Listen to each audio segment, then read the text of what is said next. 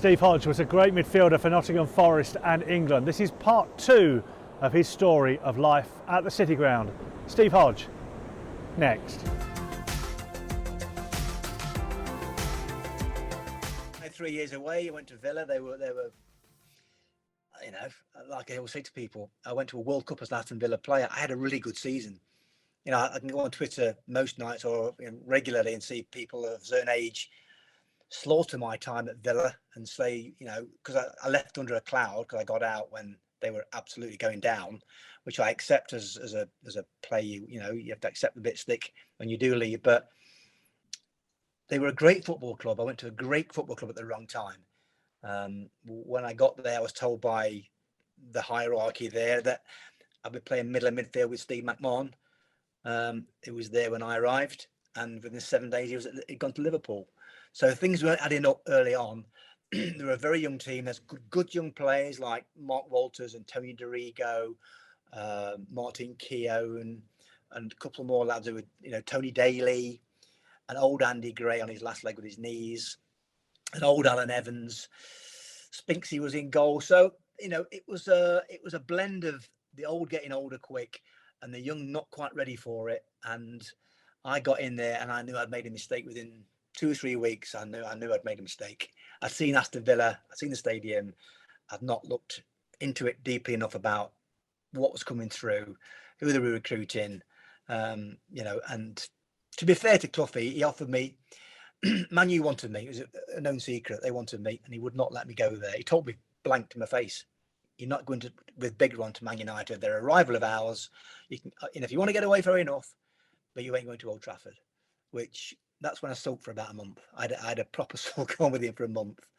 That was around April when I asked for a transfer, around that time. And he pulled me in one day and said, forget all Old Trafford and all that stuff. You're not going there. And I had a 3-year contract, so I couldn't force my way out. You know, because obviously as a young kid, you'd find it hard to turn down Manchester United. With all due respect to, you know, Forest is a fantastic football club. Man, you've been there for donkey's years, and as a professional sportsman, you could not turn that down. So that didn't happen. Chef Wednesday were in for me as well, big time with Howard. He'd always rated me. When he seen me play for Notts County, when he was at Notts County, he watched the youth team play a lot at Forest, and he knew me anyway from Notts County. So it was Chef Wednesday or Villa, really, which both weren't massively appealing, but I wanted to get away, a fresh start. And I think looking back, I just thought the stadium, you know, obviously Hillsborough was a great stadium, but I just thought it's down the road, you know, I'll gamble on Villa. But it was, made a mistake. I had no advisor, no agent to guide me a little bit. I had to just think about things. As a 20-year-old lad, you're just thinking, well, Andy Gray's there and he's a good player, and, you know, he's a good young manager, Gray in turn, and it's a great stadium and a great fan base, but the nuts and bolts of it were that they weren't good enough. And I knew quickly they weren't good enough. And I had a pretty good season. I was playing middle midfield. That was the main thing. I played middle midfield where I wanted to play. That's why I left. I was playing with a young lad called Darren Bradley. He was a young lad looking up to me as a senior pro at 22. And I didn't really want to be the senior pro at 22, really. So I was a bit restricted. I had to kind of play more defensively because we were a poor team. And we were in the bottom 3 or 4 the whole season. And in January, we signed a guy called Steve Hunt from America. I think he came from America. He'd been playing out in America. 31-year-old, silky left foot, central midfield player. He came in with Andy Blair from Sheffield Wednesday, played right wing. Experienced players, what we needed. And then once Hunt came in, I could get forward. I scored like about 6 goals towards the end of the season. Had a really good, strong end to the season, and we kept ourselves safe. Escaped relegation by, would you believe, 3 points from going down. It was a horrific season. It was such a stressful season because I'd left a club where I was a regular, 42 league starts, 12 league games, goals that season, to go to a team that nearly went down because I wanted to play central midfield. It was I look back now and think, what were you thinking? Yeah. But my head told me then that I had to move to get my career going forward. And then in the April of that year, I get an England squad because I scored goals back end of that season when Hunter came in. I think I scored a dozen goals that year for Villa. I got the England squad in March, end of March, played in Tbilisi for England, came on to sub for my debut. Then against Scotland at Wembley in April, still a Villa player, and went to the World Cup in early June. So I went to the World Cup with 2 caps. And when I got that first cap in Tbilisi and my first start, and when I went to the World Cup in '86, it made it all worthwhile. Do you think you'd have got them if you'd stayed at Forest? No, it made the gamble I took all worthwhile, because that's the reason why I disagreed with Brian Clough that the left wing, he was happy with me playing left wing because I was just doing a job. But as a professional footballer, I thought I could do more. I thought I could progress more from where I played, and I enjoyed playing in midfield where I could show what I could do, and I wanted to play for England. And Brian Clough was not bothered one iota about his players playing for England. In fact, there were occasions when he pulled me out of England squads, under 21s, for having a graze on my leg or a bang on my foot. He would literally pull you out, not want you to go, because he had such a hatred of the FA after what had happened to him, quite rightly. So if I'd been at Forest, I'd have played another season on the left wing, and I would not have got in the World Cup squad, because I went in the World Cup squad as a backup to Brian Robson, who was a central midfield player, got a bad shoulder at the time, kept popping out. So I went to the World Cup really as his backup, thinking I might get on a couple of times if I was lucky and I'd say I could play in the World Cup. As it panned out, his shoulder popped out after the second game, and I played in every game, and the rest is history to do with that World Cup. But it all stems back from the gamble I took when I left Forest and went to a really poor team at Villa and suffered and the word is suffer a really, really crap, awful season that season. But at the end of it, when I got an England cap and went to the World Cup, it made it all worthwhile. So how did you get to go back? I mean, we're kind of brushing right through the kind of Tottenham time when you got to FA Cup final, but having done all that, how did you get to go back to Forest and go back to Clough? First year at Tottenham was fantastic. FA Cup final, Hoddle, Waddle, our dealers, and Clive Allen got 49 goals. It was fabulous team to play in. It's still a revered team now. The second year, David Pleat, who I saw at the Forest game recently at Wembley, great stage of football, who signed me, he got sacked. I got a real bad dose of flu. I was in London. I got back and played against Oldham in the FA Cup and turned my ankle over for 2 months. I lost my England place. Webby took my England place in that second year at Tottenham. That second year was my worst year in football by a mile. Everything that could have gone wrong did go wrong. I struggled in London the second year in a house on my own in the sticks of lovely part of the world, but when you're on your own in a nice house, it wasn't great. So injuries and illness and things that off the pitch weren't great, and I had a bad year that second year. And got to that summer, I just thought, well, I've been here 2 years now, and Terry Venables had come in and taken the place of David Pleat, and we got on all right, to be fair. He was fine, but I'm a bit like that. Once my mind is made up that I'm going to do something like the move to Villa, I have to go through with it, really. Very, very rarely have I changed my mind once it's been made up. So I thought I need to make a phone call, and I rang up Liam O'Kane, who'd been my youth team coach at Forest for years, and I said, I'm looking to leave Tottenham. Could you ask the gaffer if he's any interest? And I wasn't sure. Webby had come in and taken my place and been brilliant. Des was now in the England squad, so was Piercy. I think Nigel might have got a cap by then as well. So there was no guarantee, and I knew that, but I wanted to leave London and come back up north again. Then Liam got back to me probably about a week later and said, I've told the gaffer, and he said, maybe at the right price. So it wasn't glowing. Well, what was the right price? Half a set of tracksuits or something? I don't know, but it was like, I'm thinking, well, that's not really that positive, really. So, we'll keep all the irons in the fire, but I want to go back there if I can. So I let the close season go through for another couple of weeks, and then Liam came back and said, I think the gaffer's talking to Terry Venables today about your situation. So just be aware that you might be getting a phone call or whatever. So eventually I was training at Gazza had come in at Tottenham at that time. It was his first pre-season. I remember meeting his dad at White Hart Lane and Gazza. There was a pub next to the ground, and they were playing cards and dominoes, I think it was. And I met them for the first time. And Gazza, to be fair, was just, being as crazy as he always was, but good laugh. But he came in, and basically, as he came in, I thought that might help me get away, because obviously they were getting money in, or Tottenham was shelling money out for Gascoigne, a lot of money, and they needed some money back in. So I was quite happy about that, really. And then Terry pulled me in, I think on a Monday or Tuesday, early in the close season, and said, I've spoken to Brian Clough. We've not agreed on a fee totally yet, but if you want to, you're free to go and talk to him at the City Ground today.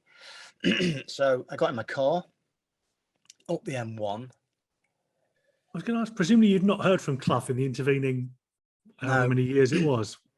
I'd spoken to Liam McKay and Alan Hill a little bit. No, not at all in the previous years, really. I've been to Villa and Tottenham and hardly come across him, really. Got to City Ground, and Alan Hill was there. We met first, took me into the gaffer's office, which obviously I knew very well. And Cloughy was in there, and we had a quick chat about something about, do you want to play for me, son? Nothing to do with money, nothing to do with whatever it was, other things, positionally. Do you want to play for me? That was his thing, which, I kind of get, because obviously he's a massive character and a great manager, but some players did find him tough to deal with, and sometimes we're overawed by him sometimes. But I think he needed to know that he wanted players to want to come to play for Nottingham Forest, and in particular play for him, because most players play for Forest played because it was Brian Clough. Yeah. That was why. So yeah, I said yes, and I want to come back and play. So I think about, like, I then had an agent. So he said, right, son, leave me and your agent. We'll talk. Go with Illy. Go around the pitch, young man, with Illy, and have a chat about whatever you want to chat about, and give us time with your agent. So we went walking around the pitch. I don't know, probably did 2 or 3 laps of the pitch, talking about nothing and everything. And we got back in, and my agent was there. And he pulled me to one side. I remember him saying to me, I've just been pinned to the wall here for about half an hour. So I kind of, I didn't laugh. I just got, oh dear, it's not gone very well. And so we've kind of got some kind of deal together. He said, but this is what it is. And he showed me what it was. And it was like, it was embarrassing.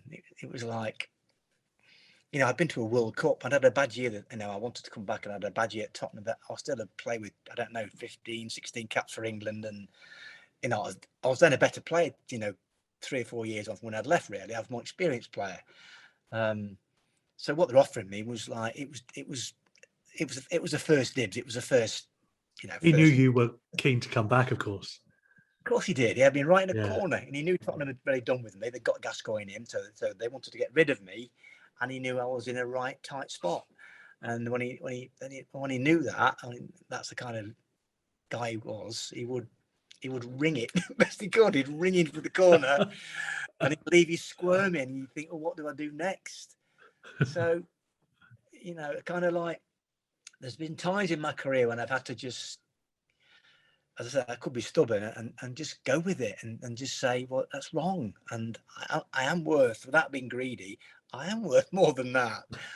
I didn't say that to him. I said to him, I think I went home. I think I went home. Or I was with him in the room and said something, I can't accept that. I've been at Tottenham, and I'm on good money there, but not, it's not astronomical money. It's within your range, I'm sure. And I've had a good career last few years, apart from last year was terrible, but blah blah blah. And he went, "Son, go home and think about it." So I said, "Like, I can't accept that, Gaffer. So I'll have to leave it." So I remember walking away thinking, "Well, that was weird." He's made out he wants me to come up here, had a chat with me, got Hilly around, we're chatting, got my agent in, they've talked, and offered me a really poor deal, as though they don't really value me, really. You take it or leave it. If you want to come back, there's your terms.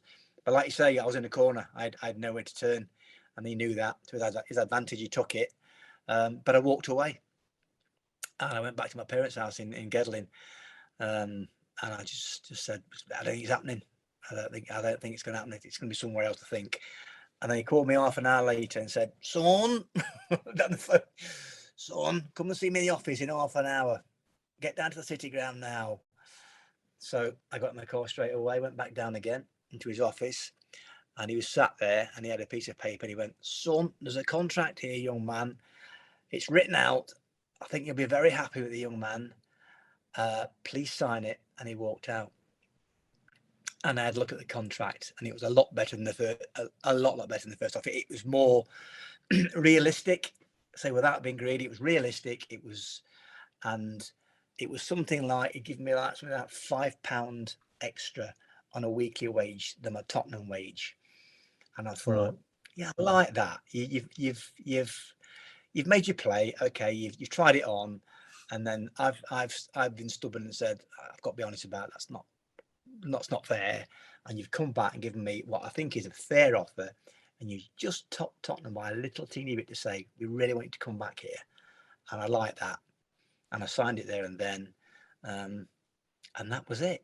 It was another strange negotiation with Brian Clough. They never went smoothly because he always had the power anyway. But if he wanted you badly enough, rated you enough, then generally he would succumb eventually, and he would get the players in he wanted, and he would pay what you were worth. I think he was a fair manager, to be fair. I mean, the problem I had as a kid was that, as a kid, coming into a changing room when people have been bought in for £1 million, like Trevor Francis and players, Peter Shilton, established players who deserve the big money. Once I got into the first team as a kid, it was a local lad done well. I never got what the guys who've been brought in got. Yes, local, it's always the way, though, isn't it? Yeah, he's happy to be here. He'll take that 3-year contract. Blah blah blah. Well, I get that to a certain point. That's okay. But then when you see people around you obviously earning really good money who you're on the par with and you're not, then at some point as a professional footballer, it's your living, and that has to be part of the equation. But on that occasion, I think I was treated really fairly by Brian Clough, and I was very happy to be back. You had a great little spell for the next few years as a club. Yeah. People talk about the European days and they talk about the Frank Clark European days, but that little spell for 3 or 4 years, what would have been late 80s into the 90s, was pretty damn special. It's overlooked, without being blasé about it. It's overlooked by a lot of Forest fans because of the great European days. But that era was great to watch. A special bunch of players, a load of England players playing for England at that time as well. We had the terrible scenario of Heysel. We couldn't play in Europe. We were banned. We missed 3 years of European football as a football club at that time, which we would have been playing all over Europe. The likes of me, Piercy, Des and Webby and Nigel, thankfully we were playing for England, so we got to go and travel the world and experience different players and play against different kind of cultures and whatever. But that it was sad we couldn't do that because of Heysel. That really was, looking back on my career, that really is a regret that those 3 years were lost to Heysel. But domestically, we were fantastic. The first season back, 88-89. My first game back was at Norwich away. I tell the story, to be fair, because it was Clough at his best, at his absolute best. We played Norwich away, first game of the season. I was a bit nervous because I was coming back and I'd had a bad year at Tottenham. And Webby was now in the England squad and I wasn't. So was Piercy and Des. And we got off the bus about a quarter of a mile from Carrow Road, and we're walking through with all the fans to the games Cloughie would do now and again. Just bring you back down to earth. These are the punters who pay your wages. So you're walking with all the punters to the game, which is, it would never happen nowadays. No. Get to the changing room and went out, played the first half, and it's I played in the middle with Webby, and I wanted to have a good game, just a steady game, get back into it, no nightmares, just keep it nice and simple. Don't get all flashy, just do your job properly. So I had an okay first half, came in at half time, all sat down and Cloughie walked in. And as usual, like one of them, you keep your head down and look at your shoes a little bit. No eye contact. He doesn't pick on you. Yeah. Yeah. But he's walking around, you can see where he is, and he's just strolling around a little bit. And then his feet appeared right in front of me. I said I've been nervous before the game a little bit because I was coming back trying to kind of start again a little bit. and Webby was in the England squad. And he turned to me, and I was doing my laces at the time, and he went to me, Harry, because I was called Harry by nickname. He said, Harry, darling, in the second half when you get the ball, give the ball to Neil Webb. He's a good midfield player. I remember feeling like that big. You know what I mean? I was thinking, well, I'm not bad. I don't know what Webby was thinking. He must have been loving it next to me. But he was just saying, you're starting against him. Webby's currently number one, so give the ball to him. And I kind of feel like I didn't do anything. I just thought, didn't need to do that, really. You know what I mean? I think, to be fair, we might have lost the game 2-1. I got a 1-1 draw, but it was just him just saying to the lads around, he's been to England, he's been to Tottenham and Villa and whatever, but he's embarrassing me a little bit amongst them all. So they could all see that no matter where I've been to a World Cup, I was starting again, and it could put me in my place. And, wherever you were, it could put you in your place, and it put me in my place, which for me was a bit embarrassing at the time, but I understand why he did it. But it was a great season. Yeah, absolutely. Could not have gone any better. I got back in the England squad within, I think, 7 games playing for Forest. I was back in the England squad, played against Denmark at Wembley. Webby scored.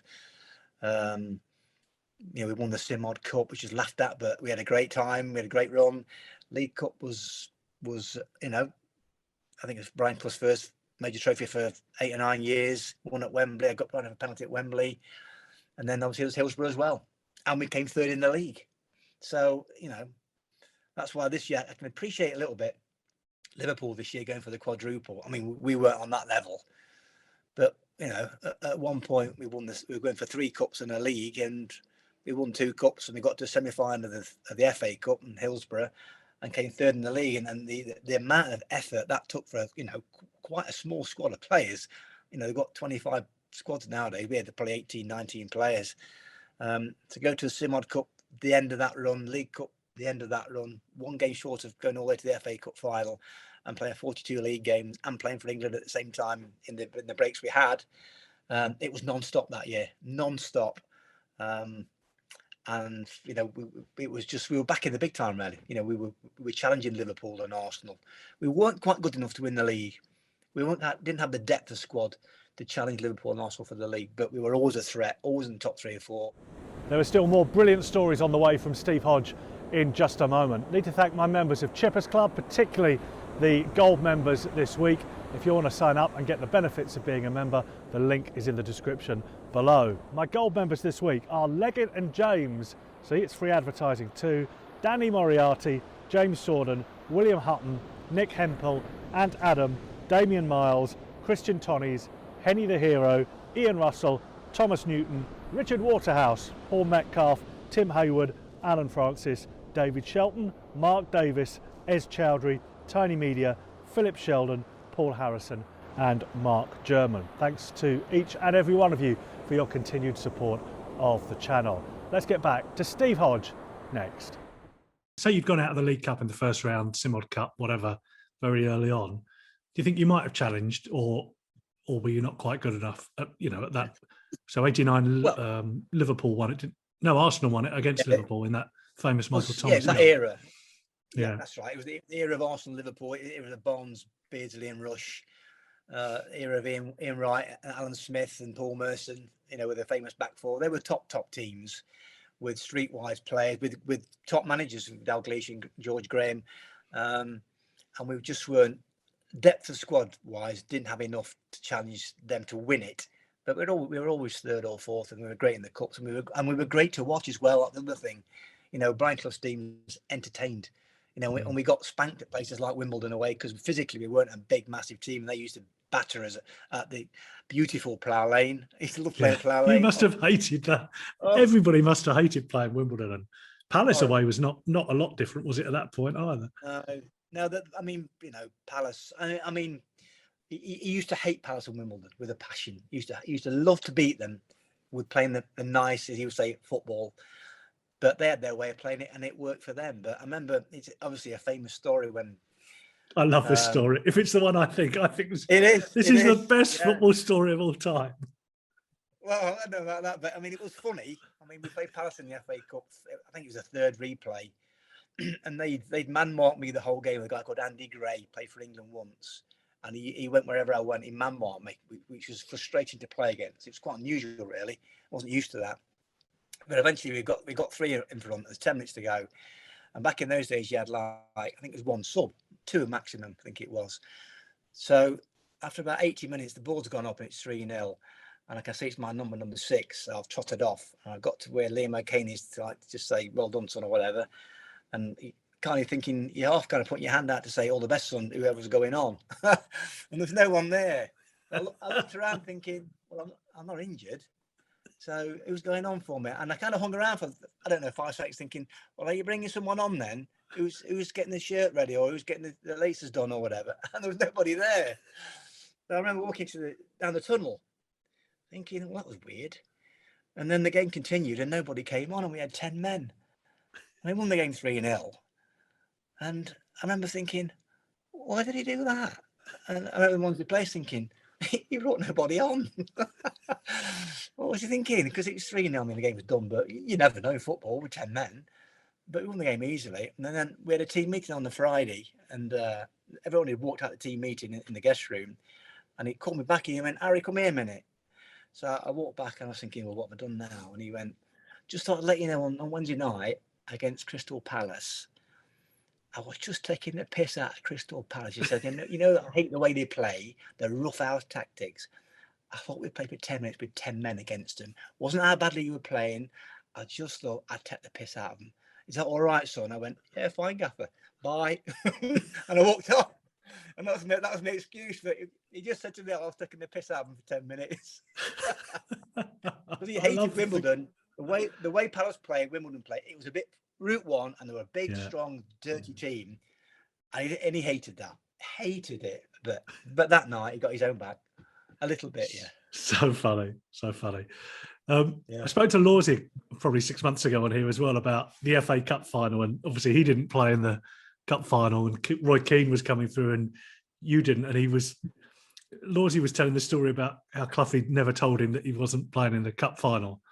Was it the same with you, or was he a bit more upfront and honest, if you like, about picking Keane ahead of you?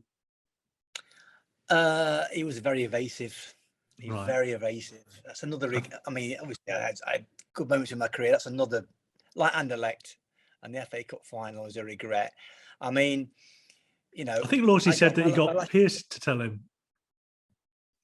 Well, I know what my story is. What I can remember. I'm not sure if Lawsy's has got on my story, but the previous season we won the League Cup again. And I'd been in the PFA Team of the Year for that season, which was the only time in my career I got in the PFA top 6 for that season, which was a great honour. So I was flying, to be fair. I went to Italia 90, was in the squad, got a groin strain and a bit of a sore calf in training. And obviously I was part of the squad and it was fantastic, but I missed out on playing, which is obviously a big regret, but great to be there. But I came back pre-season and the calf was troubling me a little bit. But I started the season, and then Roy Keane appeared from nowhere pre-season, and he came into the changing room of the first team. And normally a young lad would go into the reserve team changing room, the away team changing room. And by this time, and then eventually you got kind of talk about Ronnie Fenton going to the changing room, you changing from there from now on. You're in the first team room, so that was your kind of status symbol. You were then a first team player. He came straight into the first team. I met him vaguely. I think he signed a year before that or 6 months before that. He came in to watch a first team game and came on the first team players before the game in the changing room area and shook all around and then went out with his parents and watched the game. So I remember his face and he came into the changing room and he was very confident, very chirpy, full of himself as you would be. You know, he's come from a team in Ireland. And then my calf started on me, giving me problems. As I got a bit older, my gait had changed when I landed. I found out eventually it was causing my calf to cramp up. But I found that out a year too late, what the problem was. And I missed about 3 months of the season early doors. Keane got in at Liverpool, did really well and took off. And, you know, I got back in a bit and then the calf was giving me problems again. I couldn't get it right. I went to Holland to see a guy that Hans van Breukelen recommended to me in Amsterdam. He couldn't get it right. And Keeney, I just watched Keeney win Young Player of the Month for this month, a Young Player for that month, and it was great because he played where I played, and he was 90 and I was 29. He was fit as a fiddle, and it was. I was getting towards the end of my career. I was 29. So we had a team meeting in the March of that year. I'd probably played about 15 games, and he'd played 30 odd and was regular. I tell this story to a friend. It's a true story. We went into the guest room, and we had a team meeting on every Thursday or Friday before the weekend game. And we'd sit in chairs, and Clough would come in and he'd just say, "Any problems, lads, let me know. Otherwise, see you tomorrow. All tomorrow is 3 points, blah, blah, blah, and gone." And this day, we all walked in before he came in. And we unbelievably, we sat down more or less in team order. I remember Steve Sutton was first, sat down, and Lordy was next to him. So we've all sat down, and that, I'm out of contract end of this season as well. In 1991, I was out of contract. Clough stormed into this team meeting, and he's in one of his bad moods. So he looked at Sutton and gone, "Steve Sutton, catch a effing cross. Ryan Laws, get a tackle in. Stuart Pearce, sign a new effing contract. Steve Hodge, if possible, last 90 minutes. Terry Wilson, get a haircut. Gary Parker, cross the ball more. Nigel Jemison, stop rabbiting at referees and getting booked." And we all got an absolute rollicking off the cuff. We didn't know where we were sat positionally. So he walked in and bang, in a real bad mood. And at the end was Roy Keane. And we'd all got a rollicking along the way, slagged off for no reason, really. And he got towards Gary Parker at the end, and then got towards Roy Keane. And I was thinking, all right, then, you give me a mouthful, give your mate one in the corner. And he's gone, blah, blah, blah, blah, Gary Parker, blah, blah, blah. Keaney, I love you, Irishman. And that was it. Told me all I needed to know, that he was in, the kid was in, and I was on my way out, and he loved him, and he played every game, and he's on no money, and he had a great season. And I walked out with Piercy on my shoulder, and I remember saying to Piercy, "I think I'm finished here," and Piercy said to me, he went, "I think you are also." Oh, Christ. He'd seen that meeting and what way Clough had said it to Keane, and it was gushing with his praise for him. And from my point of view, the good thing was that Keane got injured, I think that weekend or the weekend afterwards. He got injured at Tottenham 4 games before the FA Cup final. And I was just thinking, wow, you've had a tough season, you've got yourself more or less fit now, and you've had a little bit of luck. Gascoigne's injured Keane in a game at Tottenham. So I was thinking, thanks. That lasted a little bit. It's gone my way a little bit. Because Keane would have been exactly the same, he had to be. It's dog eat dog. It was dog eat dog at Forest. You look after your own position, and that was it. So Keane got injured. There was 4 games to go for the FA Cup final, and the club rule, as we all knew, was if you're in the team wins, you got the shirt, you stay in, you keep your shirt. And the 4 games for the cup final were, I think, Notts County in a friendly, Newcastle, Liverpool to stop them winning the league. Arsenal won the league that year, and the final game was home to Leeds United. We were beaten 4-3 in a brilliant game. We packed, I think it was about 30,000 that day, packed the stadium, and I played every minute of all those 4 games before the cup final. So on the Tuesday night, there's a hastily rearranged game on the City ground between Shrewsbury and Carlisle in a knockabout game that I found out about. Well, obviously, I knew about it. It was a reserve team game, but I knew why it was being played because Roy Keane was going to play in it. So I watched that game in the main stand on my own. I watched the game, and I swear now, I didn't watch the game. I watched everything that Roy Keane did for an hour. I watched him head, chase, land off headers, take off from sprints, track runners, make tackles. I watched him for an hour, and he hobbled through an hour on a Wednesday night, I think it was. After an hour, he got taken off, and I thought, "You're not fit." I can tell there that you've had to grimace yourself a little bit and dig in big time to prove your fitness, but I could tell there you are not fit. So I left it at that. And then we got on the team bus going down to High Wycombe to the hotel on the Friday afternoon for the cup final, I think it was. And I was playing cards, and Piercy was like a table of 4. So Piercy was facing me, and Sutty was next to him. And to my left was Nigel, and we were playing cards.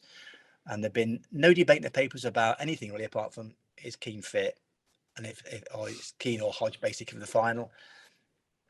And the petition behind me, like the curtains behind me, came back. Cloughy was there, and he went, "Captain, son, here's a cup final team, young man." And he had a screwed up paper ball in his hand, and he threw it at Piercy, this piece of paper, and he dropped it on the floor. It was laughable. And then, and that's not your average team sheet to any professional footballer. That team sheet means a lot. It's a FA Cup final team sheet, and it was just thrown like it meant nothing. So Piercy handed up this piece of paper, and I looked at Sutty thinking he'll see the team first, and Piercy will read the whole team out, but Sutty will let me know first. So I looked at Sutty and I nodded to say, "Am I in?" And he went, and I kind of went, "Really?" And he went, "Nope, you're not in." And that was it. Nothing. Didn't get anything. Didn't get come and see me, son. Didn't get this is a reason why, son. Didn't get you're unlucky, son. That was it. That was the team, and tough. Take it. And then I remember Nigel was to my left. I remember saying to me, "I feel really sorry for you." I can't tell you what I was thinking about your dad. I didn't say it to him at the time. But yeah, that one really did hurt, I have to say, because I didn't see that coming. I didn't see it coming, because I know it could be like it'd been like it with the European Cup finals before. But I was fit. I played in the previous 4 games. Keeney wasn't fit. I know he wasn't fit. In his book later on, he said he wasn't fit in his book. And the following day, that night, we get to the hotel, and for the one only time in my career, who's my room partner that night was, have a guess, Roy Keane. Oh. Roy Keane. So he's left me out for Roy Keane, put Roy Keane as my room partner. I think because I was out of contract, he knew I was probably going to move on, that he just thought he'd take the mickey right at the end. And to leave me out the FA Cup final when I was fit and Keane wasn't, and to make me his room partner was weird, because I couldn't blame Keane. It wasn't his fault. He's 19, come from nowhere.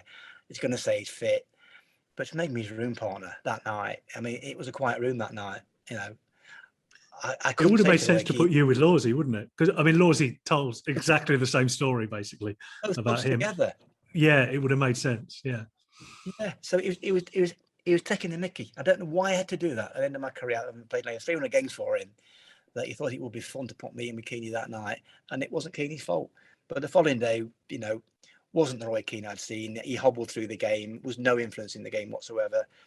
I got on for the last hour and met Lady Di and Prince Charles, but it was a real. It was a negative occasion. It shouldn't have been that way, really. And I'll never know to this day whether if I'd started and Lawsy had, whether we'd won or not. You just can't tell. But I do know on the day that he'd never won the FA Cup.